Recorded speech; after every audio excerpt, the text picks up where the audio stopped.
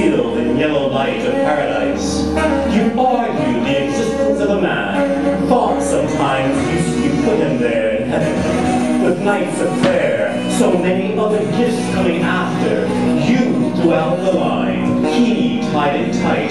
You would not move a muscle of belief.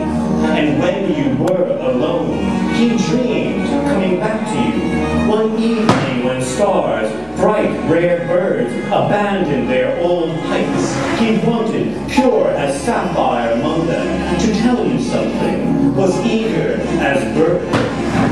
So he returned to you, an orange crown on the floor, fluorescent paint, a perfect circle, each point a thin pyramid, lines like sharp edges. You wanted to cut yourself and watch the blood flood the crown, baptize the king.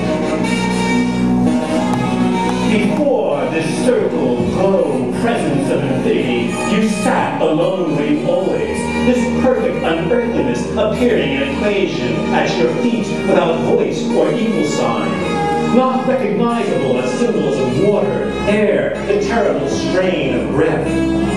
Putting the tea kettle to boil on a stove, you set 2 cups, you always did, and he visited without flesh, and you lapsed adelphic into coma, memory, and he, without a word, demanded you speak. Later you said it was difficult to accept this vision of a guest on polished white floor tiles, assembled pieces of crown at the foot of the table. You were amazed and peered through the storm window, silent as frost in the early light of spring. And you were sure you heard music, a coronation, trumpets, drums, fanfare of hands, voices in hosanna. You were certain you felt the floor lift beneath you, a kite in a breeze, the house suspended upon nothingness, the neon-crowned monocle of deity staring up. You acknowledged receipt of a message, his words from some far off, not attainable in the flesh. The morning after, when dim light parted curtains with a finger of sun, you revealed the silence. Your heart skipped beats, and there were words, mysteries of coffee, toast, brown sugar, butter sliding into place. You wove your experiences at a loom, the yarn, threaded, theory, clothed, spirit. You didn't want anyone to explain your anxiety, that sudden weakness of gravity, your faith. So you told us there was a voice from some forest deep as death. You told us there was a face like a firefly at the window, vanishing into night. You told us there was darkness, a soul condemned to wander to deliverance. You told us there was a crown on the wax floor, a choir of angels, somehow words without sound, that you know there is an end to suffering, and he finally found space inside the gates.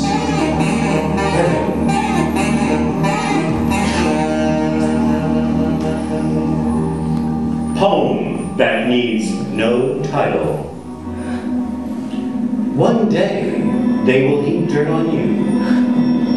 You will lie, eyes closed, peeking into that ultimate night. White lilies on the black coffin in which you rest.